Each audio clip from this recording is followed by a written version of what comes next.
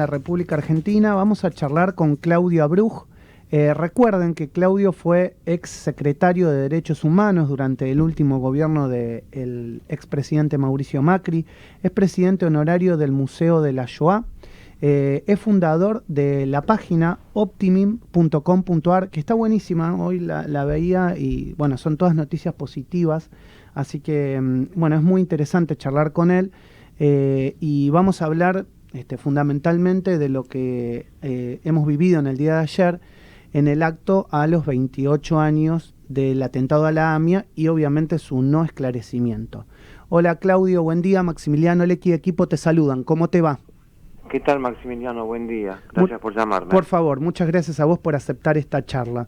Bueno, Claudio, lamentablemente pasaron 28 años y no encontramos respuesta respecto de la AMIA y también, bueno, obviamente la Embajada de Israel. O sea, son atentados que nos duelen y el pueblo argentino no tiene justicia. Sí, fue un acto muy emotivo. Fue un acto de una humanidad muy grande, ¿no? Así lo defino yo, por lo que se dijo, por lo que transmitieron fundamentalmente los familiares y los sobrevivientes ayer, que hicieron uso de la palabra en el acto. Uh-huh. Y sí, y fue también una sensación compartida de tristeza más que enojo, de confrontar la realidad que tenemos de 28 años de impunidad. Uh-huh. Como que, así como nos pasa en el país con otros tantos temas, como que la bronca va dejando lugar a la tristeza y eso provoca mucho dolor, ¿no? Porque sabemos que hay un sentimiento de frustración, de indignación frente a la decisión de no tener justicia. Uh-huh. Y cuando digo la decisión, obviamente me refiero a que hay una decisión política, más allá de la inoperancia de la justicia, que lo sabemos, hay una decisión política para que no tengamos justicia, que la impunidad esté entre nosotros. Déjame preguntarte respecto a los 4 años del gobierno de Macri. ¿Qué crees que cambió respecto a esa impunidad previa para tratar de llegar a alguna respuesta o que desde la política se den signos de poder llegarle una respuesta a los familiares de la AMIA? Si es que cambió algo o si es que el entorpecimiento que se dio en tantos años hizo que 4 años no sean suficientes para avanzar en nada. A ver, yo lo que puedo decir de que lo que se ha hecho durante nuestro gobierno, en primer lugar, la relación de la Argentina con el mundo y en todo foro internacional, llevar el tema de la necesidad de aunar esfuerzos para el esclarecimiento del atentado. Eso como objetivo primordial en las relaciones internacionales con respecto a la causa. Uh-huh. Haber permitido, o mejor dicho, no haber permitido que sea avalado el memorándum vergonzoso que promovió la vicepresidenta y su gobierno en su momento, logrando un entendimiento con Irán. Haber creado el registro de organizaciones terroristas y haber indicado a Hezbollah como institución terrorista. Haber trabajado fuertemente en combinación con todos los estados para prohibir las relaciones de los grupos terroristas y las acciones en nuestro país. Y haber sido muy claro en cuanto a la independencia de la justicia respecto al Poder Ejecutivo y no tener injerencia y exigirle permanentemente su trabajo para que esto sucediera. Y eso sumado a la relación permanente de cercanía con la comunidad judía, cosa Uh-huh. que hoy todo esto no se da. Hoy tenemos que desde la salida del juez Canijo Corral no se ha determinado quién es el juez de la causa y esto genera un vacío muy grande. Desde el asesinato del fiscal Nisman, estoy convencido que es un asesinato, no se ha nombrado un fiscal permanente, pese a, como dijo ayer el presidente de la AMIA, los recursos están. Las relaciones que están claras con Venezuela y con Irán, que entorpecen el trabajo de investigación. Así que creo que las diferencias son muy grandes, es un negro y blanco en cómo el gobierno del presidente Macri tomó el tema de la causa AMIA, pero no como una causa judía, sino como una causa absolutamente nacional. Es decir, uno tiene que partir que el atentado fue en primer lugar fue una transgresión muy grande a la soberanía nacional. El terrorismo internacional entra en la Argentina, viola la soberanía nacional. Esto es lo primero que se debe saber, con lo cual es un atentado a la Argentina. Se utiliza como objetivo el edificio de la centralidad judía en Buenos Aires, es correcto. Las víctimas son judías, no judías, argentinos y extranjeros. Así que esto es lo que tiene que entender, y la sociedad lo tiene que entender en su conjunto, que todos los millones de argentinos somos sobrevivientes, porque la casualidad hizo que no estuviésemos en ese momento ni en el edificio ni por la calle, pero que todos fuimos blancos. Total. Hay 85 víctimas fatales, pero todos fuimos blancos, con lo cual todos somos sobrevivientes. Clarísimo. Quiero preguntarte, y te extiendo el tema relacionado con algo que acabas de decir, el convencimiento del asesinato del ex fiscal Alberto Nisman. Ese convencimiento lo tiene mucha gente, sobre todo, digamos, muchos que también han leído la causa, que han de alguna manera seguido más de cerca el tema, y te pregunto, ¿por qué crees que la justicia no avanza? Porque también la falta de, digamos, de justicia o de respuestas respecto a las investigaciones hace que la sociedad tenga un alto descreimiento del acercamiento hacia un poder básico y fundamental del Estado, que es el que tiene que darnos seguridad jurídica a todos. No, sin duda. A ver, nosotros estamos viviendo una era en la Argentina desde hace muchísimos años, con salvedad del gobierno del presidente Macri, de una injerencia del poder político en la justicia. Entonces, todos los avances que no se pueden lograr tienen que ver con esta politización, tiene que ver con la ideologización en la política, en la justicia, perdón. Y esto es lo que le hace muchísimo daño al sistema judicial y obviamente a la Argentina. Cuando uno, o sea, yo no soy abogado, no estuve metido en la causa, pero uno lee, investiga, conversa con la ex esposa de Nisman, la jueza Arroyo Salgado, y ella tiene un convencimiento absoluto que fue un asesinato, y te lo explica y te lo cuenta. Los abogados que defendieron te lo cuentan. Quienes conocieron a Nisman, no se iba a matar a horas de presentarse ante el Congreso de la Nación después de haber hecho la denuncia que hizo. Todo indica que es un asesinato. El problema que tenemos es un poder ejecutivo, el kirchnerismo que trabaja permanentemente sobre la justicia. A ver, no tenemos que ir muy lejos. El robo o el intento de robo, como se quiera decir, de las declaraciones juradas de los fiscales el otro día en el Consejo de la Magistratura. Eso no se hace, quien lo hace por iniciativa propia, tiene una intencionalidad muy clara que tiene que ser investigada, absolutamente. Cuando se lee hoy en los diarios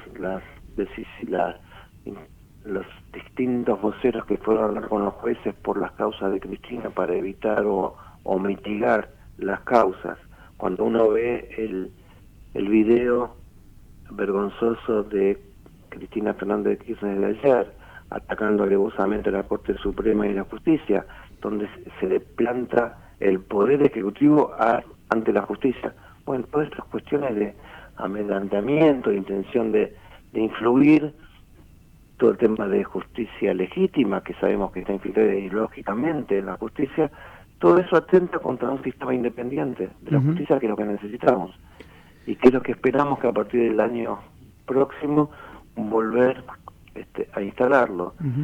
En mis 4 años como secretario de Derechos Humanos, y que yo tenía a mi cargo las causas de lesa humanidad como secretario de Derechos Humanos, exacto, jamás pisé un juzgado. Ningún juez puede decir que se sintió presionado por el Ejecutivo, cosa que sabemos que no es lo habitual. Lo hemos visto con el secretario de Derechos Humanos al principio de su gestión, cuando pidió por la liberación de Jaime. Exacto, sí. Bueno, Exacto. esos son los ejemplos que muestran que es un ejecutivo que piensa en la independencia de los poderes y que es un ejecutivo que no. Hoy estamos viviendo con un ejecutivo que no, y esto es lo que produce que las causas importantes de la Argentina no avancen. ¿Y qué pensás del actual secretario de Derechos Humanos respecto a, digamos, todo lo que ha hablado en los medios de comunicación por los familiares de las víctimas del Ara San Juan, y en la cual ahora, bueno, obviamente se ha obtenido una sentencia donde se ha desestimado la participación de algún tipo de espionaje sobre por el presidente Macri, por Oscar Aguad y por otros funcionarios? Estaba claro de un primer momento que esa denuncia de espionaje era una denuncia política, lo que se llama comúnmente una operación política para desprestigiar y desviar, y nuevamente el poder político, en lugar de dedicarse a construir a favor de la sociedad, busca ensuciar y desviar el foco de atención de las cosas. La gestión del secretario de Derechos Humanos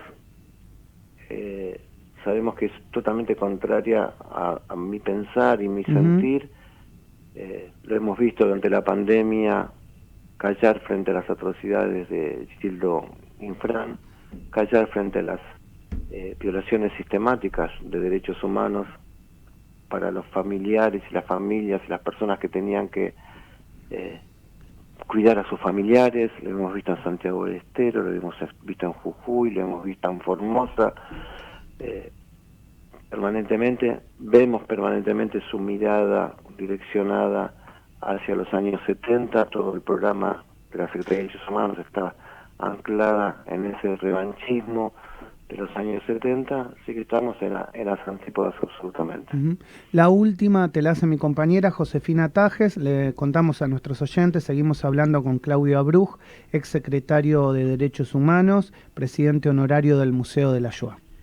Buen día, Claudio. Josefina Tajes te habla, y la verdad que te saco un poquito de este tema, y me gustaría para nuestros oyentes escuchar de alguna forma tu mirada sobre esta situación que se planteó con relación al Boeing 747 venezolano-iraní, respecto del cual se plantearon una serie de dudas y una serie de denuncias contra algunos legisladores que pretendieron poner sobre el tapete la realidad de su llegada al país. ¿Cuál es tu mirada? Bueno, buen día, Josefina. Sí, el tema del avión es un tema muy serio, muy grave y muy relevante en la política, en la agenda política actual. Nuevamente, empiezo por el final, nuevamente, se invierten las pruebas, se invierten los términos y se termina acusando a aquellos que han corrido el velo sobre una situación de engaño, de complicidad y de ineficiencia del Estado argentino al no denunciar en tiempo y forma y no hacerse cargo en tiempo y forma de las advertencias que se habían recibido del FBI, de Paraguay, de Brasil e incluso de Israel sobre la presencia, y Estados Unidos sobre la presencia de este avión y los viajes que estaban haciendo. El gobierno nacional nuevamente, en lugar de ponerse donde le corresponde, que es asumir las responsabilidades de investigación, de dar respuesta, busca culpables. El interventor de la Exide, Rossi, en lugar de decir yo tengo en este lugar, no tengo que opinar, tengo que investigar, dice que son libremente, a pocas horas de haberse sabido la presencia del avión, dicen que eran pilotos e instructores de vuelo, sin ningún contenido, sin ninguna información, sin ninguna autoridad.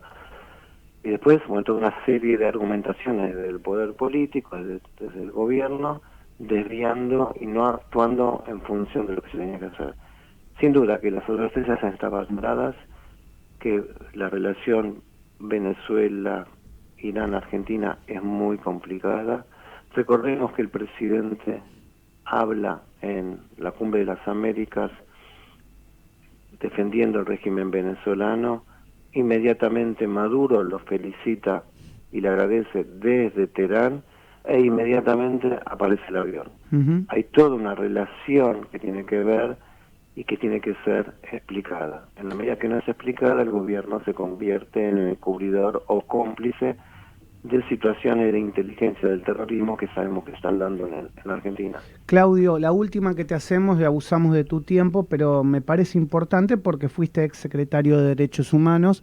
El Papa Francisco dijo que tiene una relación humana con Castro. ¿Qué pensás al respecto? ¿Es correcto? ¿No es correcto? ¿Está bien tener una relación humana? ¿Se puede tener una relación humana con una dictadura? A ver, yo lo aprecio muchísimo en lo personal a Bergoglio. Esto es conocido, es sabido desde siempre. Me entristeció muchísimo.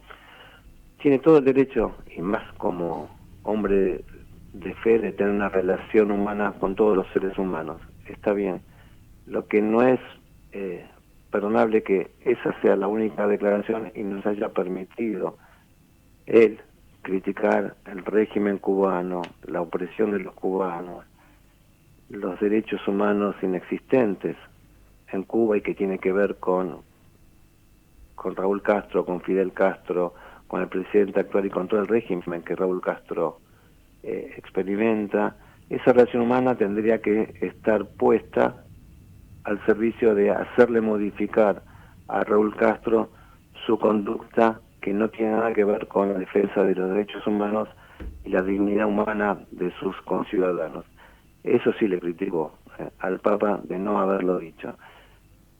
Pero después, bueno, él es dueño de sus palabras, pero sí, obviamente me produce mucho dolor haberlo escuchado. Claudio, gracias por estos minutos, por esta charla tan interesante donde te hemos preguntado de todo en la mañana de Radio Sónica. Un gran abrazo. No, gracias a ustedes y siempre a disposición. Un gran abrazo.